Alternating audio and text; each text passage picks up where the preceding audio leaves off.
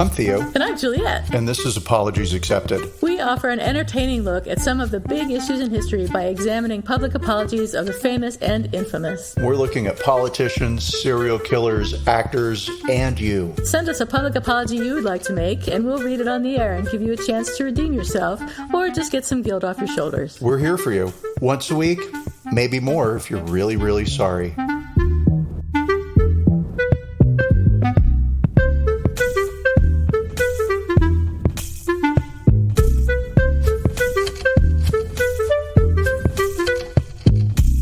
Hi, everybody. This is Apologies Accepted, the podcast, which I slurred. And this is Apologies Accepted, the podcast, as opposed to Apologies Accepted, the movie, and Apologies Accepted, the book, and Apologies Accepted, the TV series, which are all coming soon. Right, yeah. Theo's working on those. As soon as we write them. As soon as you write them. Oh, that's very much a we project. So, hey, Theo, how are you? Juliette, I am fine. It is good. We're in Palm Springs on, feels like permanent vacation, but only because it's a resort area. Nice. Yeah, it's hot, but it's nice. I'm jealous. I want to be in Palm Springs. You and everybody should be jealous because it has been a week of, what should we eat? What should we eat again? What should we look forward to eating? And then you went to LA to eat. Right. Where do we go to eat? That's so nice. What shall we drink? What do you want to drink? Let's drink everything. Okay. So last night we went out, and it's the first time I've been out in a crowded bar. Oh, my. In a year and some odd months, right? So since the pandemic hit, right? And I mean, small bar, must have been like 300 people. No mask, shoulder to shoulder, the old, crowded disco. I mean, it wasn't really a disco floor, but just imagine that kind of crowd, right? Wow. And it didn't feel weird at all. It felt completely regular and normal. And so much so that when I saw somebody with a mask on inside the club, I was like, oh, lady, who are you kidding? Wow. Yeah. And then, of course, because we're recording on Sunday mornings at 8 a.m., I said to James and Terry, hey, I have to be in bed by 10:30. This is like 9 o'clock, right? And I got a bunch of, no, you can't. Why are you going to go out? Yeah, you always go to bed so early. And I was like, listen, I have one thing in my life that I have to show up for on time, prepared, and ready. So, I'm going to honor that commitment to myself, to the Godhead within me, right? And it's just my obligation. Like this is what I have to do. And they were like, "No, you're mean. You can't." I was like, why the fuck do you need me to stay awake? Yeah. Do you only exist if I see you? That's right. What's up? They can't have fun without you, obviously. It's not possible. No, that's quite the opposite. Everybody has fun the minute I'm gone, right? They just want me around so they can tell me about all the fun they had while I was in the bathroom. We saw a woman in a gorilla walking down the street. So did you stay, or did they let you leave, or did they come home with you? Or I need to know. I'm one of those horrible people where it's like 3 vodka soda waters later, and I'm oh, hey, I'm staying forever. Podcast. Well, you seem quite chipper for having been totally drunk last night. Staying up late. No, not totally drunk. Just okay. What's a nice fun word? Like tipsy. Stronger than tipsy, but not blackout. I guess that's called drunk. I only have two ends of the spectrum that I ever inhabit. Tipsy and blitzed. Tipsy and blackout. There's no point in drinking. Equally fun. So okay. Totally. So that's great. I'm so glad you are taking a break because you needed one after everything that's been going on. We all need a break after everything that's been going on. The world, but you guys in particular. So that's awesome. And you sold your house. Congratulations. Thank you. Yes. And I'm just going to say the stress levels of selling a home. Who would have ever thought that little tiny things like, I don't know, make sure the house is cleaned when you move out would become these massive, like, red flag waving, they're unreasonable, right?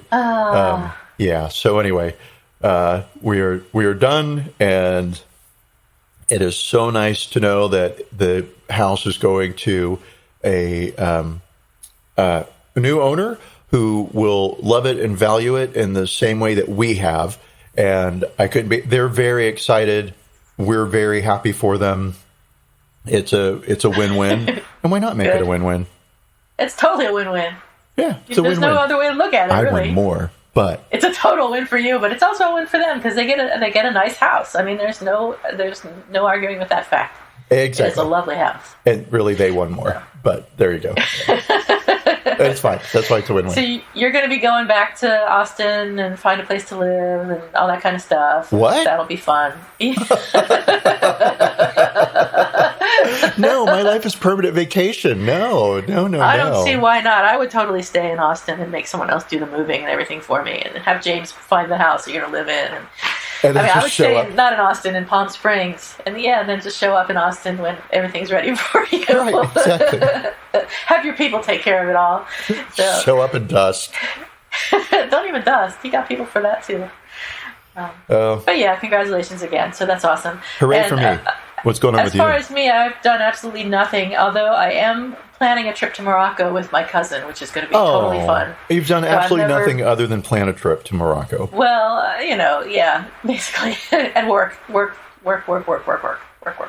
So I deserve 2 weeks off in March to go to wherever I'm going, Marrakesh and Fez, and I don't know where all yet, but it'll be fun, and we'll get private tours and things like that, so it won't be, totally touristy, but it'll be pretty touristy considering we're white women going to Morocco, and we need a little bit of guidance once we get there.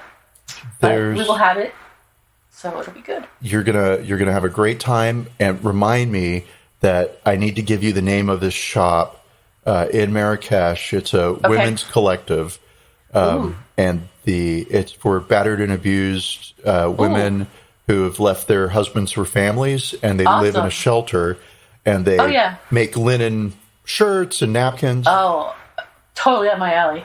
Yes, and so I'm one of those terrible people. It's like you can never say anything that I don't have a story for, right? So my friend Kristen was like, "Oh, you're going to Marrakesh, the women's collective," and I was like, "Awesome! That is exactly my speed. That is what I want to go and see and do." And so I walked in, and there was a woman in a wheelchair, right? Yeah. And she came up to me, and in French, right, in which I speak zero of, was like, "Hello, good morning, and what can I help you? What are you looking for?" And I was specifically looking for linen dinner napkins for Kristen, which is why she gave me the name of the shop. She was like, "I need 6 of them, and they have to be white." And I was like, "Okay, ideal. I'll go do that for you." And so went in, and I found 6 napkins, and nothing was priced other than some shirts. And the shirts that I saw had like a 65 euro tag on them, and I was like, 65 euros for a handmade linen shirt? Okay, yep, this is great. And so I took these napkins up to the register, and from her wheelchair, she punched in the figures into the cash register, and then told me it was 200 euros. Wow. For the napkins? For the napkins. Holy shit. For 6 linen napkins. Oh my God. And that's exactly what I said in my head. It's like, holy shit. I said that out loud. Oh my God. No, did you say it because to her? You know what? You can't tell a woman in a wheelchair in a shelter for battered women that her napkins cost too much money. I'd be like, aren't you supposed to bargain anyway? I don't know how that works. It felt like a real legitimate shop. And maybe there was some, but they must be beautiful napkins. They were no more beautiful than what you could get on Amazon. Bought some from Amazon. So, here's the thing: it was for the cause, is what I told myself as I handed over money. Okay, yeah. So that's my story. That's a great story. I can't wait to have that happen to me when I go. Just be prepared, right? And I'll be like, $200. Holy shit! And you know what? I'll bet to this day that woman's like, oh my God, I charged that poor man $200. It was $20. Probably. Awesome. So did you guys, when you went, well, we should talk about this off the podcast. Welcome to our new podcast. What exactly did you do? Yeah, going to Morocco by Theo and Juliette. We forgot to say, I'm not Theo. Oh, I'm not Juliette. As always. Not going to Morocco with her, and I'm sad. No, unfortunately, you're not, but you've already been, so screw you. I'm going with my cousin, who is my like a sister to me, and she's my mother's identical twin's daughter. So we're. Oh wow! So she is actually really like a sister to you. She's genetically my half sister. Yes. So there you are. Running out of things to say. That's a bad sign for this episode. This podcast. I'll have things to say about the podcast topic, but I have nothing more to say about my life because it's just that dull. But today we are going to talk about Billie Eilish, and I'm sure that everyone listening knows much more about Billie Eilish already than I ever will. She is 19 years old. When she was a child, which is not very long ago, she was homeschooled by her parents, both of whom are also musicians. And they're like, her mother was a teacher and an actor, and her father is an actor, and they're these very creative, smart people. So that's where she gets a lot of it. And she wrote her first song at 11. And I mean, I can imagine, I probably wrote my first song at 3, but it was a piece of shit. And I'm sure her first song was lovely. So her brother, who's 3 or 4 years older than she is, wrote a song for his band called Ocean Eyes when Billie was 14, Billie Eilish, and she recorded it, and they uploaded the song to SoundCloud, and it got hundreds of thousands of listens in the first 2 weeks. Isn't that interesting? Because I did a little bit of research on Billie Eilish because I don't know anything about her, and I tripped over the same story, right? Yeah. Except, she wrote the song. And it was for her dance teacher who asked her to write a song so that he could choreograph, right? Really? Yeah. And so this is weird, right? Yeah. And I've got to say, I'm feeling a little played by Billie Eilish. And we'll see, right, as we go through this. But so my source for the Ocean Eyes, the origin of Ocean Eyes, the song that got uploaded to SoundCloud, comes from Billie Eilish it was either Vogue or Rolling Stone interview. Huh. Yeah. I think my source was Wikipedia. Oh, okay. Wah, wah. What does that mean? Oh,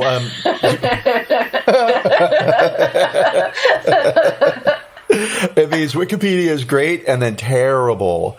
So you can't always trust everything. But I don't know. Let me look it up real quick and see it's really important that we know how this song was written. Well, we can't possibly proceed with the podcast. And also whether or not Billie Eilish is a genius Gen Z internet manipulating maven. So Wikipedia says Phineas had written and produced Ocean Eyes originally for his band. And then Songfacts says it's by Billie Eilish. RepublicWorld.com says it was written by Phineas. But different people are saying that Phineas wrote it. I don't know. There's no telling. Are you sure it wasn't a different song that she wrote? Okay, let me take this back. So you're right. Okay, so sorry, everybody. This is what I get for relying on my memory. So Phineas wrote and produced the song Ocean Eyes in their bedrooms. And the song was meant for Eilish's dance teacher who'd asked for a song to choreograph a routine to. But it went viral essentially overnight, and the industry came calling the next day. Okay. And yeah, that's where I'm kind of like my bullshit meter's ticking. Because it just feels like this mythos is being created. It does. I mean, how would a song get hundreds of thousands of listens in 2 weeks? How does that happen? Well, I mean, on one hand, you would say like, publicity. oh my God, if a song is so amazing. And I listened to Ocean Eyes, and it was pretty. It's a nice song. And it was in the vein of songs that I like, right? Uh-huh. But on no level did it speak to me to the point where I was like, I've got to tell my friend to listen to this song. So I have zero idea. And I know shit happens organically, and it does happen. All into that. Could happen. Could be true. But does it? Don't know. So we do know that Billie Eilish was then picked up and packaged by a company called Platoon, which is basically a record label, but they don't take as much money from their artists as record labels do. And Platoon is basically has since been bought by Apple. She also got a publicist and got somehow, maybe through the publicist, connected to Chanel, who helped her form her overall initial image, which seems to me to have been that of a sort of a gothy, over-eyelinered teenager with green and black hair. But we'll talk more about her image later, unless you want to talk about it now. Oh, no, not at all. Okay. Because, I'm going to say things like, oh, she reminds me of X. Oh, that's a straight, reiteration of artist Y, right? Yeah, exactly. We'll talk about that for sure as we go on. And she's this gothy teenager, and her first album, which is called When We All Fall Asleep, Where Do We Go?, was inspired by the movie The Babadook, which is funny. I don't know how that happened. It doesn't seem very Babadooky to me, but whatever. And since her Vogue cover, her image has totally changed, and now she's sort of a classic blonde. Right, blonde bombshell. She's gone from goth, teen to, beautiful blonde bombshell. Blonde bombshell, absolutely. Yeah, and people have thoughts and feelings about all of that. Of course they do, yeah. Despite the Vogue cover, I did not realize that she was as famous as she is. I thought she was like... I was going to list another artist, but I don't know how famous that artist was either. So I thought she was, as you were saying earlier, just sort of a niche artist that people, some people are very into. But she has received numerous awards, including 7 Grammy Awards, 2 American Music Awards, 2 MTV Europe Music Awards, 3 MTV Video Music Awards, 2 music-related Guinness World Records, 1 Brit Award, and 3 Billboard Music Awards. And in 2019, she was placed on the inaugural Time 100 Next list. She is the youngest person, second person ever, and first female artist to win the 4 main Grammy categories, which are Best New Artist, Record of the Year, Song of the Year, and Album of the Year in the same year. So she thinks that she would be called a rap artist if she were black, and she doesn't think she's pop at all. But I think she's about as poppy as I've listened to a handful of her songs, and on no level would she be a rap artist. But no, I think maybe R&B. Yeah, maybe. If she were black, but not rap, and certainly she's very pop. She's super pop. It's a blend of things, right? But it's modern pop. Yeah, I mean, fine. And on no level would this qualify as rap. I don't think so. But she does have a beautiful voice. I will give her that. She has a beautiful soprano voice, and Doreen St. Felix, or Saint Felix, of The New Yorker, called it a husky, slurring voice that she can thin out to reedy, which I think is pretty accurate. And a lot of her earlier songs in particular are similar to each other, and they have similar phrasing, but some of the later ones, like Oxytocin, are a little bit more jazzy. And I'm interested to see how she will use her voice as she gets older. There is definitely a template for Billie Eilish to follow in terms of what does she do with not only her image, but with her production. What does a Billie Eilish song like? No. Oh. Yes, thank you. That's without vodka this morning. How Yippee. It's contagious. Hopefully that template does not include her killing herself at 27. Oh, well, so she has already said that 27 is ancient. But it was like, honey, you have no idea. Get ready. She's so young. I remember when I felt the same. I know. Even her songs are just the songwriting is so young. It's so young. I know. Ocean Eyes, your ocean eyes could hypnotize. What a surprise, your ocean eyes. No, I like that song. When They Smize. It's a sweet song. Yeah. So yeah, When They Smize. When I started researching this podcast, I didn't know anything about Billie Eilish, and I really wanted to like her. And then the more I researched it, I decided that I hated her. And then this morning I was listening to some of her songs, and I thought, these aren't too bad. So I think I'm back to kind of wanting to like her again. So I watched a couple of videos with with Billie Eilish, of course, duh. And I found her really annoying in real life. Right. Now I get a lot. Oh, did you watch the documentary? No, because that was 2 hours and 13 minutes of my life that I was never going to get back. I could only take it for about 10 minutes, and then I was like, these people are super annoying. Well, right. And so super annoying, right? Real punky, and not in a like punk rock way, but just in a skateboard punk way, right? And what she had to say, there was very little of it that I found to be intriguing or interesting or specifically clever or insightful. I'm asking for a lot from a 19-year-old I know, right? But then when I started reading pieces on her by music journalists, so Rolling Stone, well, Vogue's not music, but I got back into, I really like her. So there's a lot about the structure of her life, and her artistic process that resonates with me on a personal level, where I'm like, oh, this is the kind of daughter I would love to have, right? Right. That I would love to have raised. Yes. I just wonder how much of that is the packaging and how much of the writing is her brother and that's the sexist thing to say kind of, but I just wonder how much of the story that we're told about her is authentic. Well, so in the way of famous brother and sister duos, and I bring you, ladies and gentlemen, Donnie and Marie Osmond, Sonny and Cher. I'm totally kidding about Sonny and Cher.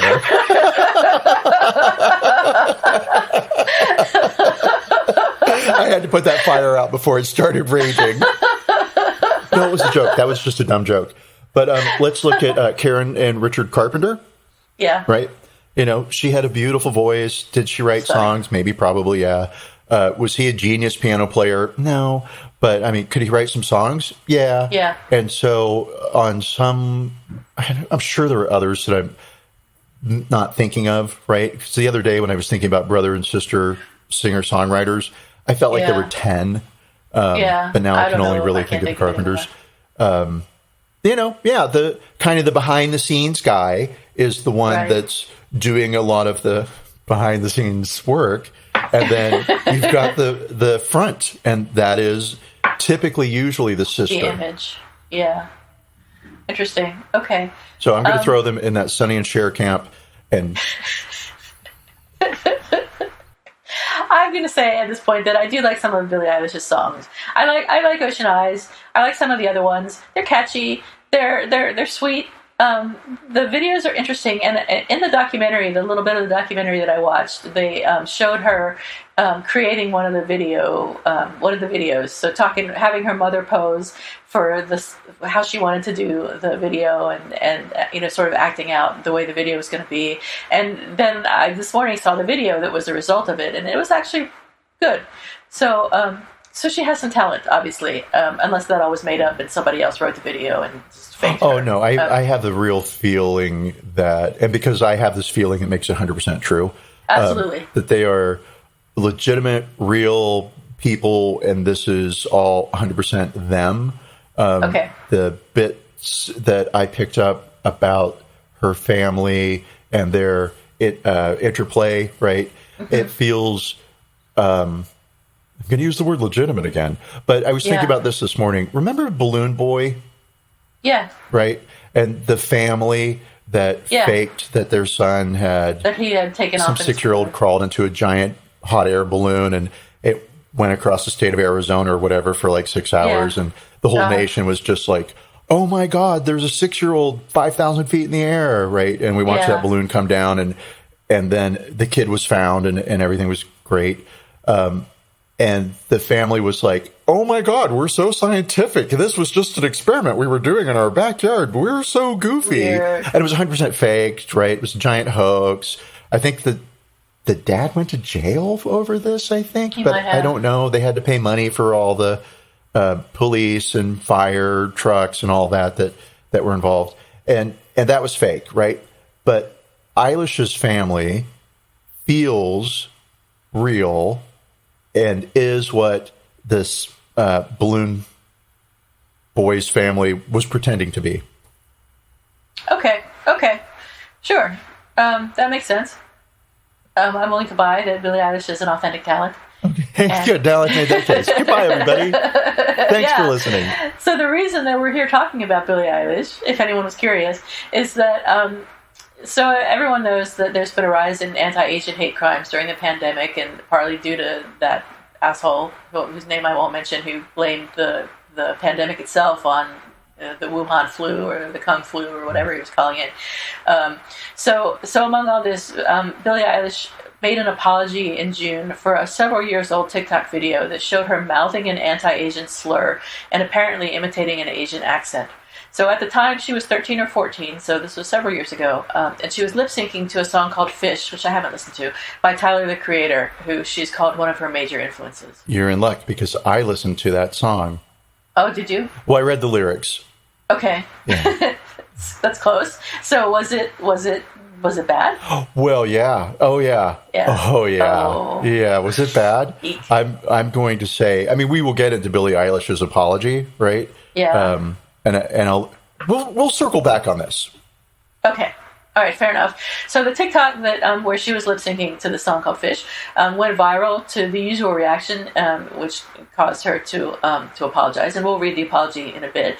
But also, just last Friday, which was July 9th, 2021, an interview from 2018 with Montreality surfaced, in which Billie was asked what her favorite cartoon character was. Did you hear about this? No.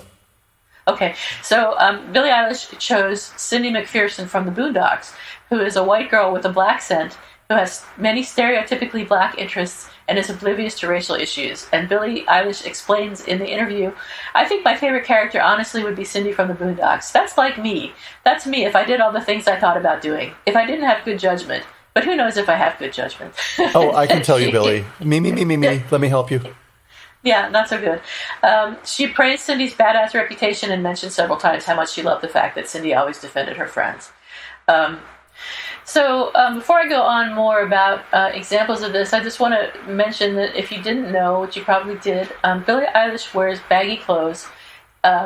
She says it's to direct attention away from her body, but in all honesty, her style of dress echoes black artists like Aaliyah, Da Brat, TLC, Rihanna, and Missy Elliott. Oh, 100% Missy Elliott, for sure. Yes, absolutely. I mean, it's just the same sort of outfits. And I don't think, it may be in part to direct attention away from her body, but which is not stick thin like women are supposed to be. But as her latest evolution into a blonde bombshell shows, she does have a very conventionally attractive shape. Well, she has gorgeous eyes, and she's young skin. I'm so jealous. Yes. What are they calling that? Androcrine? No, that's not it. I don't know. What are all the cute people saying that Hillary Clinton drinks out of babies? Oh my God, I don't even know. Anyway, she beautiful, young, healthy, vibrant, right? Yes, she's lovely. But she is wearing a corset. Yes. Well, I mean, which is fine, but it says something if you're wearing a corset. What does that say? I mean, well, she will tell you what that says. Oh, she does? Oh, yeah, absolutely. Let's see. Finding us, and here all these notes. I have here we go. So she does have something to say about the corset, and what she explained in an interview with Vogue, and I'll just quote straight from the article. Although Eilish wanted to explore the beauty of the corset, the shapes, lacing design, she was also drawn to the original restrictive function. If I'm honest with you, I hate my stomach, and that's why. She thinks that's shallow. I disagree. This is the writer speaking. It's hard enough for anyone to negotiate the conflict between intellectually rejecting patriarchal beauty standards and hardwired personal frustration, let alone when you're one of the most scrutinized teenagers in the world and your body is, as Eilish calls out, your deepest insecurity. So, fair enough. She wanted to be pretty, and she wanted to fit into those beauty standards for this photo shoot. Yes. Okay. Well, I mean, we could go on about that for a long time, but let's not. Okay. Well, maybe you could. I have zero idea or anything, but I'm a guy, and it's a different world for me. Yay! So she talks about also personas. In an interview with Vogue, she noted that several artists that she likes, like Tyler, the Creator, and Lana Del Rey, excel at making honest music that's nonetheless filtered through alter egos or personas. She made a distinction between that kind of character-driven writing and that of other less, quote, authentic artists. She said, there's a difference between lying in a song and writing a story. There are tons of songs where people are just lying. There's a lot of that in rap right now. It's like, I got my AK-47, and I'm like, what? You don't have a gun. That's posturing, and that's not what I'm doing. But according to Rob Dozier at Paper Mag, what's most frustrating about these comments from Eilish is not just that they demonstrate an ignorance of the facts that contribute to hip-hop being able to resonate with so many, but rather the fact that artists can find inspiration in hip-hop and other forms of black cultural expression, borrow from it, and experience a level of success that young black artists rarely ever reach. What it also illustrates is that a perceived closeness to black culture doesn't translate to a greater understanding or desire to understand the lived experience of black people. Yeah. Zariah Taylor, go ahead. Oh, no, I was going to say, it's that classic story of white artists borrowing from black experience. Black culture. Like Justin Bieber. And did Justin Bieber get shit for it? I don't know. Or am I thinking of Justin Timberlake? Elton John. Not Elton John. Elvis. They both start with an EL, and so they're the same person. Right. Yeah. But, Elvis didn't get any shit for it. Well, not in the day, right? Not in the day. He got praise for, like... And the Rolling Stones and Led Zeppelin, et cetera, et cetera, et cetera. I mean, you could just go on and on. And they did not get any shit in the day for stealing from black artists. And, now we have a different understanding of the evolution of music, of the American music scene. Zariah Taylor in Vox Atlanta says, from her style to her accent, Billie has hopefully inadvertently taken much of her persona from black people. Billie's style, which is reminiscent of black style icons such as Aaliyah and Dapper Dan, features hoop earrings, chains, Jordans, oversized baggy designer clothes, and gaudy acrylic nails. In addition to her clothing, one of the things that has helped Billie establish herself is her personality. Billie's mannerisms and slang can be seen as derived from black culture. Billie not only uses African-American vernacular English, but she also uses a blaccent, something that her brother, who was raised in the same household, does not have. So she's clearly taking from black culture, and it's not something that her family was raised with. So I would say that's inauthentic, regardless of what Billie says about it. And Billie has credited her style to black artists, and she's agreed with critics who said that if she were black, she wouldn't have won as many awards. And she's even gone on Instagram to call out people who say all lives matter. So I wouldn't say that she is overtly racist or consciously racist. But I think there are some problematic things with her style. I would say that she is 19, but really we're looking at her when she was like 17, right? And she's just imitating the inspirations, the heroes, the people that she likes listening to, the artists that she respects, and may not have appreciated it's not even nuance. Right? It's just didn't appreciate the appropriation. Yeah. No, she didn't. And I mean, I can't blame that all on her age, because I think, even when I was young, which was a long time ago, and was listening to, I was around her age and was listening to Public Enemy and things like that, I knew better than to mouth certain words, and not just the N-word. What other words? Well, I mean, like, if they're... they'll tell you. You can't say it. Can you type them? I can't say them, no. Can you spell them? I'm curious. Even the word that she used, I wouldn't have used. Oh, well, I mean, fair enough there. I've just always found that a dumb word. Well, sure, it's dumb, but it offends people, so I'm not going to say it. Right. But, okay. Yeah. So you're not saying words that offend people. Got it. Right. Yeah. Well, I mean, that's a lot of words I can't say, except for any more. That's any words. word. I'll say swear words, but that's it. Should we talk about her apology itself, or do we want to talk more about anything else? I'm going to say that before we move into the apology, the bit that I kind of miss is, how is she so famous, right? Yeah. But maybe we dive into the apology and the discussion around how is she so famous will come up afterwards. Because the only reason we were talking about Billie Eilish is because she's so famous. And we are two people who didn't know who she was last week. I mean, yeah, I knew she was a singer. I could have named a song or two, right? Yeah. But could I have given you anything else? No. Well, we're obviously not her target market. I mean, she's obviously going out for the young people, and we're clearly not young anymore. She is missing out. Missing out. And I don't know about you, lady, but I am still a trendsetter. I stayed up until 11:30 last night. Oh, my God. Amazing. Okay, let's talk about her apology. Okay. I'm not going to read most of it, but not all of it.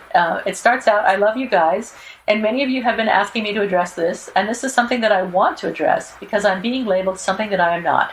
There's a video edit going around of me when I was 13 or 14 where I mouthed the word from a song that at the time I didn't know was a derogatory term used against members of the Asian community. I am appalled and embarrassed and want to barf that I ever mouthed along to that word. This song was the only time I'd ever heard that word, as it was never used around me by anyone in my family. Regardless of my ignorance and age at the time, nothing excuses the fact that it was hurtful. And for that, I am sorry. The other video in that edited clip is me speaking in a silly, gibberish, made-up voice, something I started doing as a kid and have done my whole life when talking to my pets, friends, and family. It is absolute gibberish and just me goofing off, and it is in no way an imitation of anyone or any language, accent, or culture in the slightest. And then it goes on about that for a bit, blah, blah, blah. My heart is broken. I'm sorry I caused hurt to others.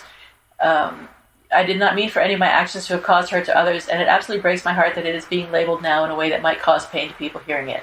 I not only believe in, but have always worked hard to use my platform to fight for inclusion, kindness, tolerance, equity, and equality. We all need to continue having conversations, listening, and learning. I hear you, and I love you. Thank you for taking the time to read this.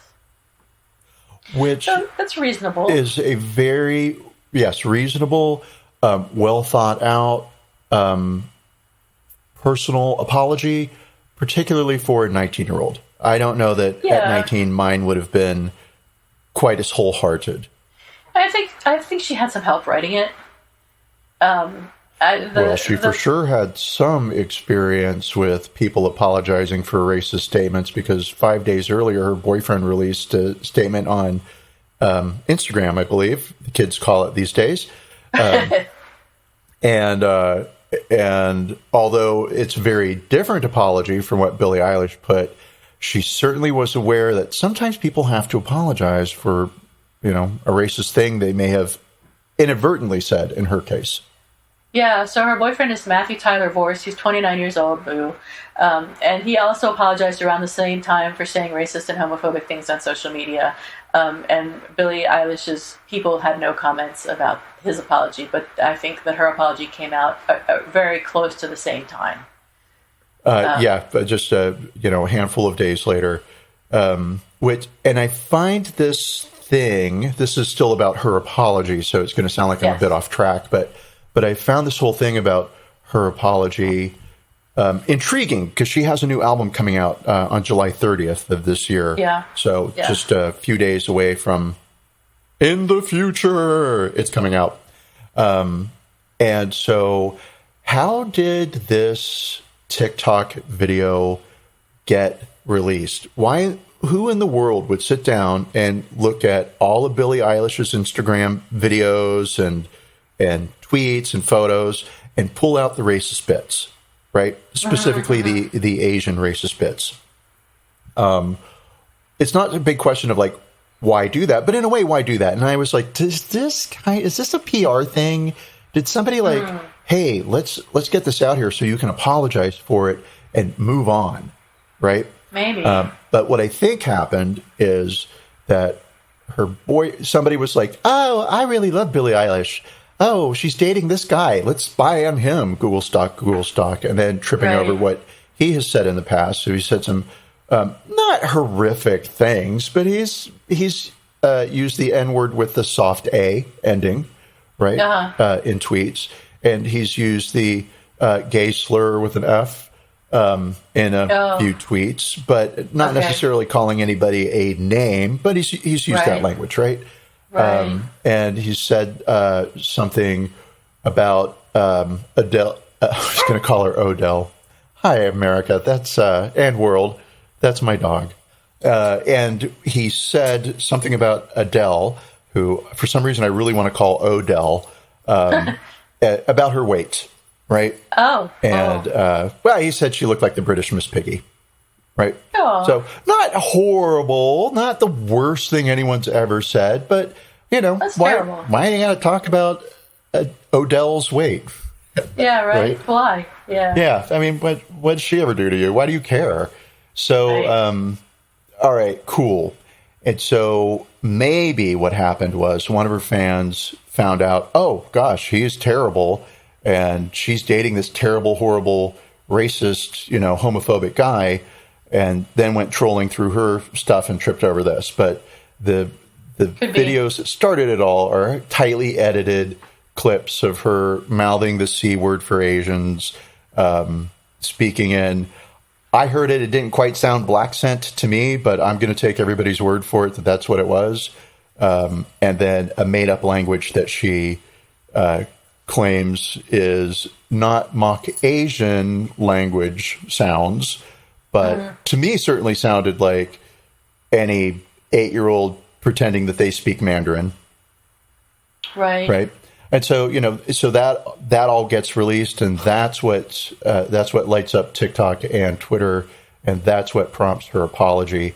And I just find it very interesting that both her adult male boyfriend, of course, that's what boyfriend means is male, but adult boyfriend at 29 years old, there is so many alarm bells ringing, right? Get over it. About this. I mean, I give it a week. He's 10 years older. Sorry, not to be ageist, but, the difference between 19 and 30. It's huge. It's slightly predatory on his part, I think. I mean, and he's a nobody. He's just a nobody. And he's dating Billie Eilish. She's like the most famous woman, practically, bar several others in the world. Certainly the most famous 19-year-old in the world. Probably, yeah.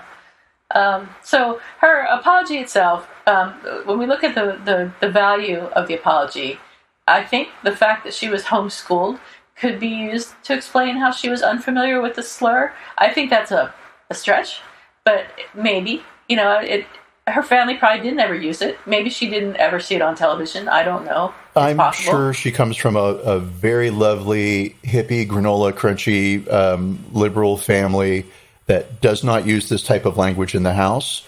But Eilish does... Why am I calling her Eilish? I don't know. I like saying that name. She does credit the internet with raising her. I mean, I was raised by a television set and TV dinners, so that explains me. Totally. So if you and she was raised by the internet, and I think she would have come across the slur. 100%, especially if you listen to rap. I think she knew what she was doing. Yeah, and I do think she knew what she was doing, but I also recognize that she was very young, and I hope that we will all be forgiven for the things that we do when we're in our early teens, because we were not very smart. Our brains were not fully developed.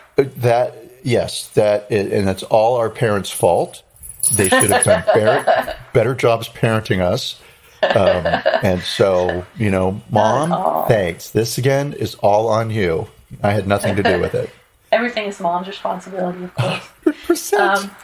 So I rate this apology a 5 out of 10. So she does apologize, but she doesn't really take responsibility. And she claims that she didn't know what she was saying and that she wasn't actually mocking Asians. She sort of acknowledged the impact her actions had, and she does say she'll continue to listen and learn, but she continues her appropriation of Black culture. So I give it a 5 out of 10. It's just not very high.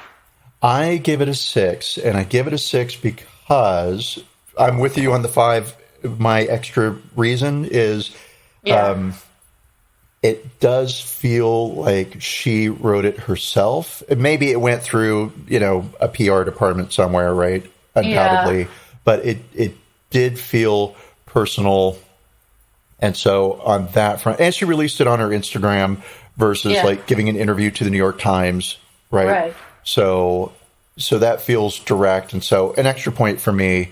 And Billie, I know you'll sleep well tonight knowing that you received a 5.5 from Apologies Accepted on your apology. That's right, yeah.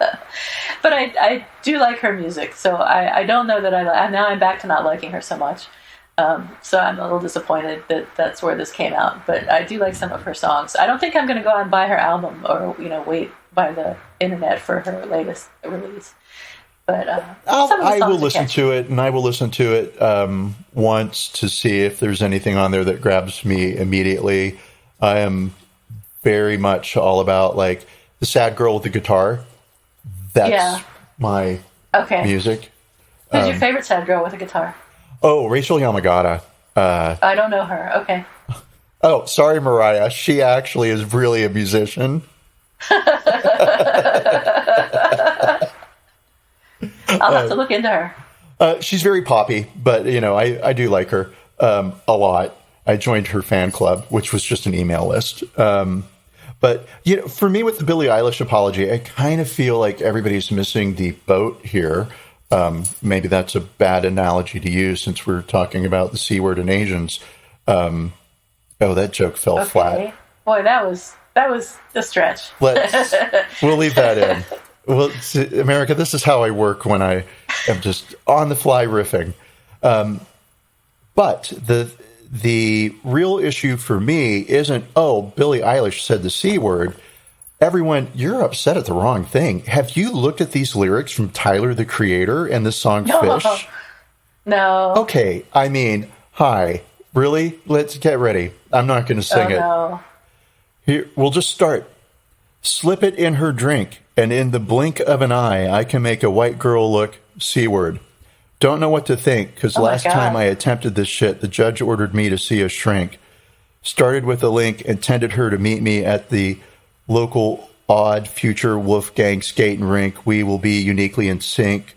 Already fucking, and we only met last week. We're both young, not yet antique. La la la la la. I mean, and then it just gets to places where, sure, here we go. No, I'm not a freak. I'm merely a creep that neighbors by the creek say that my house stinks. It reeks of a street girl, streaks of red. We're going to stop right there.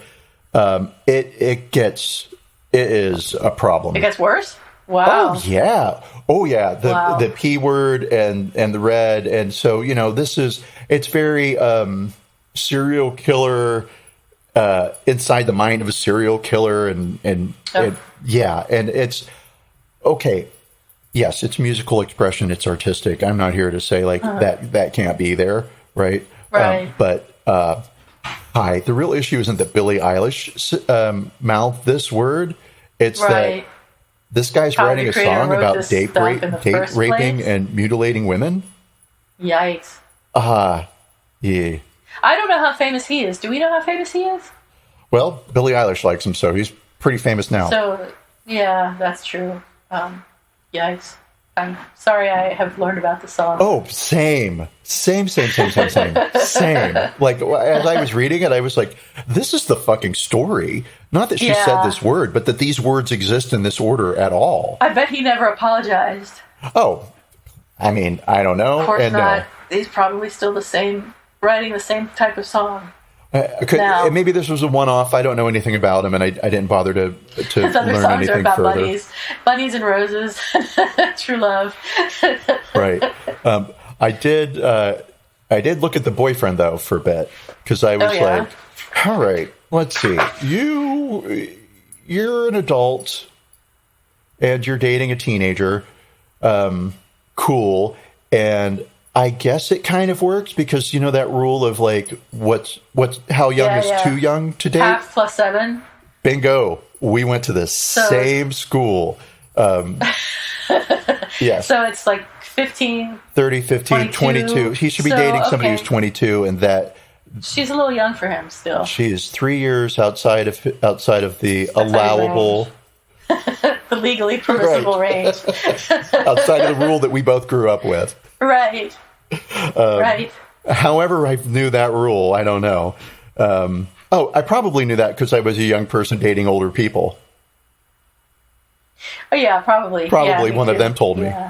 I was just thinking now, how old would the people that we would date? How young could we date? And it's like 35 or something. And I'm like, holy shit! What would I have to say to a 35-year-old? That's exactly what I go to. What would I say to a 35-year-old? And it's like you're not dating a 35-year-old to have conversations. So it doesn't matter what you would say to a 35-year-old. Who cares? Right? I think 35. I don't know. Anyway, go ahead. Carry on with whatever you. Oh no, I hate that entire thought. It's like 35 sounds really old to me. Is that too young?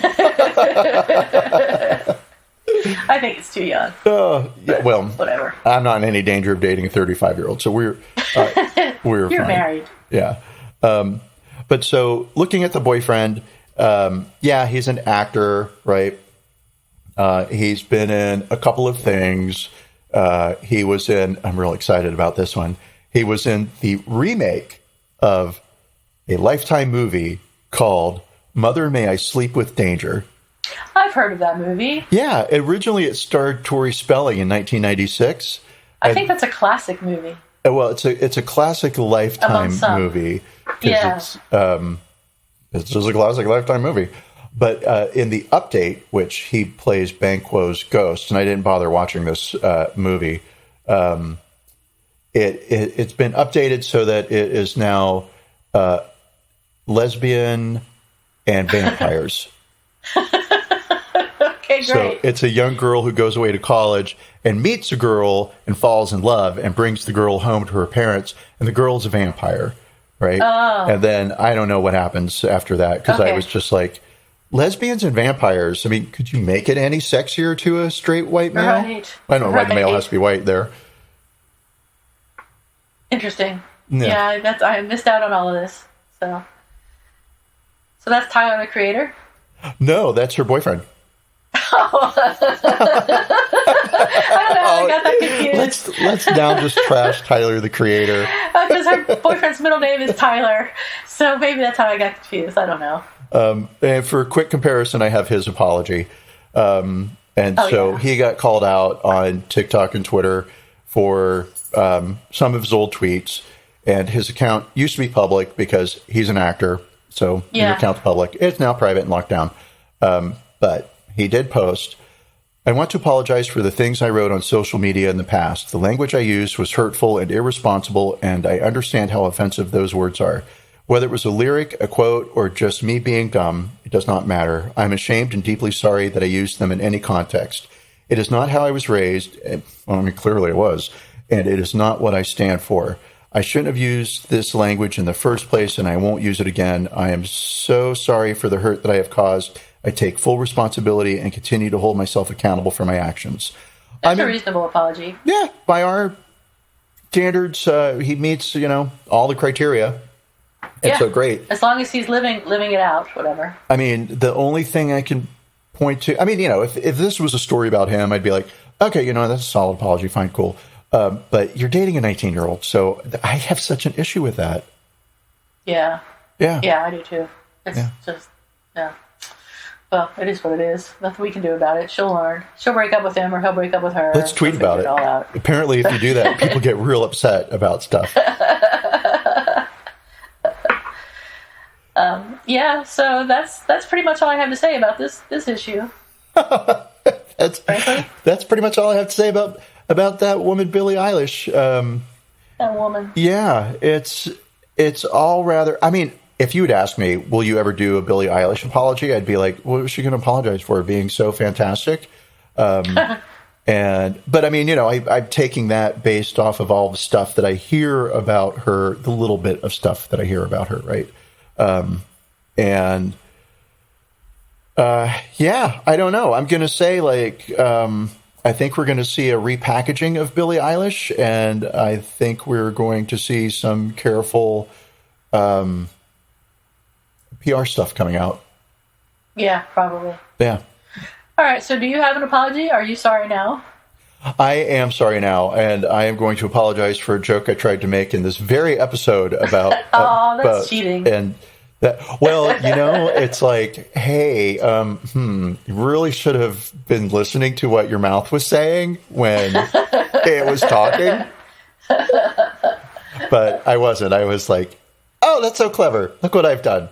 And, oh, no, that wasn't clever at all. And so I apologize. That was quite inappropriate, and I'm embarrassed. And I think we leave it in, right? Especially now since it's my apology. Okay, sure. So I had an apology that I was going to make for something, and I remember thinking that it was something that was really personal, and did I want to put it on the podcast because it was so personal, and I felt really bad about it, and I promptly forgotten what it was. That is called defense mechanism, and that's good right. for you. My defense mechanisms are working extremely well. They're 90% of my personality. So I'll have to do maybe 2 apologies next week to make up for having forgotten my one. So sorry about that. I've been trying this whole podcast to remember it, and I just can't. We will just say that my apology was enough for the both of us. Thank you. So yes, I apologize for being on a podcast where somebody made a joke about Asians and boats. Yes, that was terrible. It was not a good joke. And like Billie Eilish, I was unaware of what I was doing while I was doing it. There. She didn't say that. Well, she did say that. Yeah, she did totally say that. She didn't know what she was doing. Yeah. But you, on the other hand, did. Well, and I, on the other hand, am 3 times older than Billie Eilish. So, yeah, I have 9 times less the excuse, if my math is correct.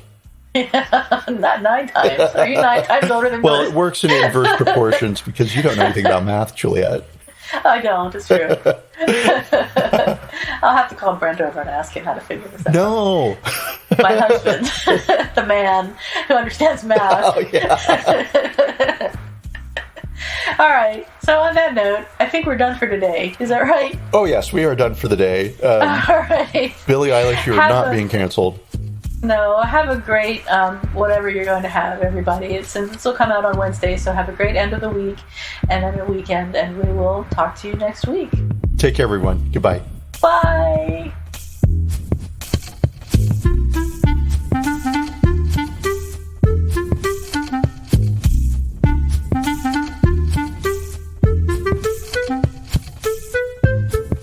Thank you for listening to Apologies Accepted, the podcast. You can find links to the articles and the sources in the show notes. To submit an apology or find out more, visit us at apologiesaccepted.net, where you can also find our merchandise. We're on Twitter at Apologies Accepted. And on Instagram at apologies.accepted. You can support our important work at Patreon.com/Apologies Accepted. And fuck Facebook. Bye. Bye.